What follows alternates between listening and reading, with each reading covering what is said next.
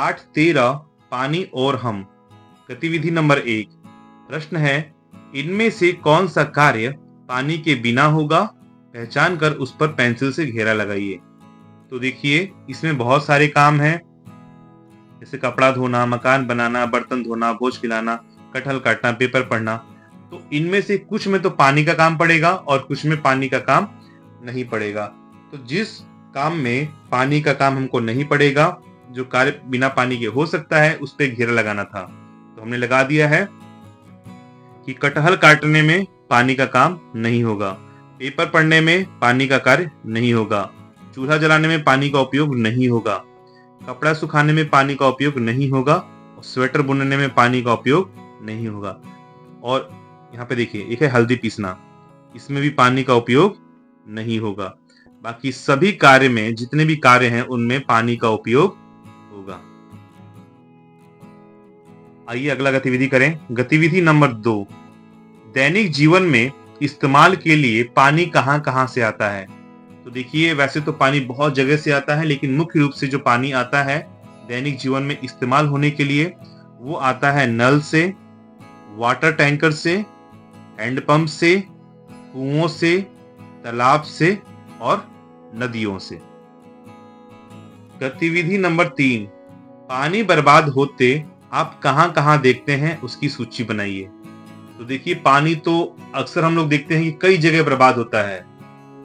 हमको पानी का संरक्षण भी करना चाहिए, लेकिन फिर भी लोग पानी की बहुत ज्यादा बर्बादी करते हैं। तो कई जगह पानी की बर्बादी होती है, व्यर्थ रूप से वो बहता है। तो उनमें से मुख्य जो जगह है जहां पे पानी की बर्बादी होती है, वो है सार्वजनिक नलों में, सार्वजनिक हैंडपंपों में, अस्पताल में, मंदिर में, विद्यालय में, मॉल में, सिनेमा घर में और पंचायत भवन में। गतिविधि नंबर 4। पानी को बर्बादी से बचाने के लिए विभिन्न उपाय लिखिए। तो देखिए, कौन कौन से उपाय हो सकते हैं जिससे पानी को बर्बाद होने से बचाया जा सकता है। पहला, जितना पानी पीने के लिए पर्याप्त है, उतना पानी ही गिलास में लेंगे। दूसरा, घर में कहीं भी पानी का पाइप लीक हो तो उसे तुरंत ठीक करवाएंगे। तीसरा, नहाते समय शावर की जगह बाल्टी और मग का इस्तेमाल करना चाहिए, इससे पानी कम खर्च होगा।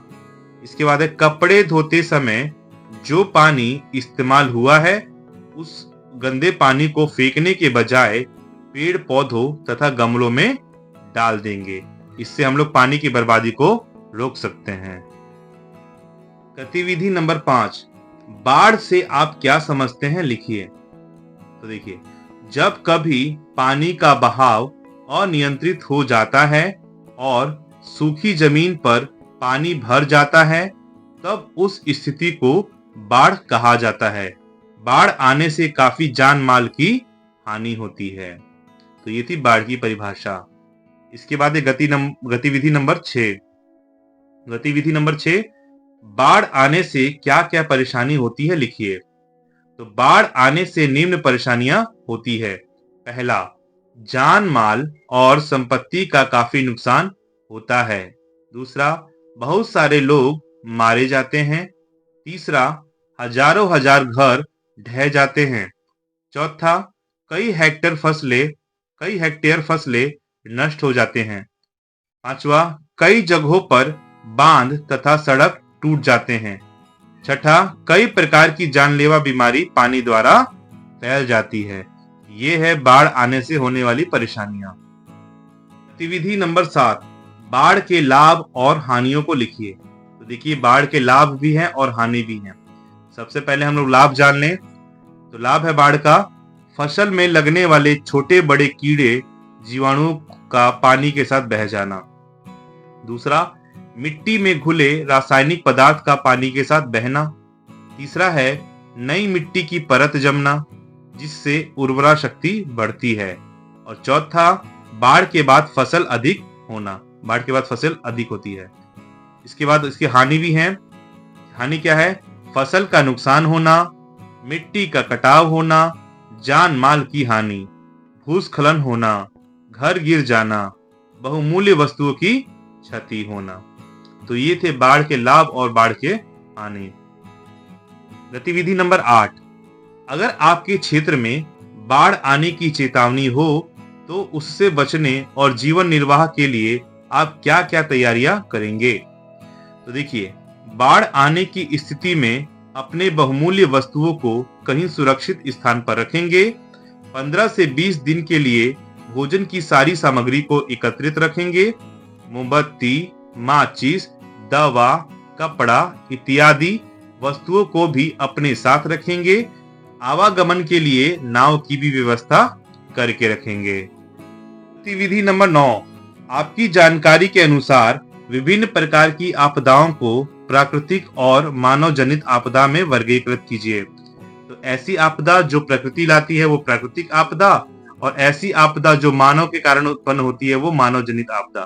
तो दोनों को अलग अलग करना है कि कौन सी प्राकृतिक आपदा है और कौन सी मानव निर्मित, मानव जनित। तो देखिए, प्राकृतिक आपदा है भूकंप, बाढ़, भूस्खलन, चक्रवात और सुनामी। और मानव जनित आपदा है आग लगना, सड़क दुर्घटना, पानी में डूबना, गैस रिसाव और गोली मारना।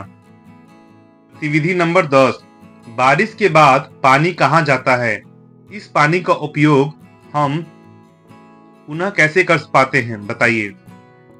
उत्तर है, बारिश का कुछ पानी जमीन के नीचे चला जाता है, फिर भूजल कुओं, नलकूपों और प्राकृतिक झरने के जरिए सतह पर आता है, तो हम पुनः उसका उपयोग करते हैं।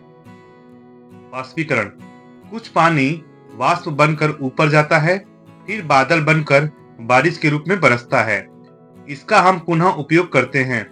कुछ पानी नदियों में चला जाता है, जिसका हम पुनः उपयोग करते हैं। तो इसी के साथ सभी गतिविधि हमारी यहीं पे समाप्त होती हैं और ये हमारा अध्याय भी यहीं समाप्त होता है। मिलते हैं अगले अध्याय में।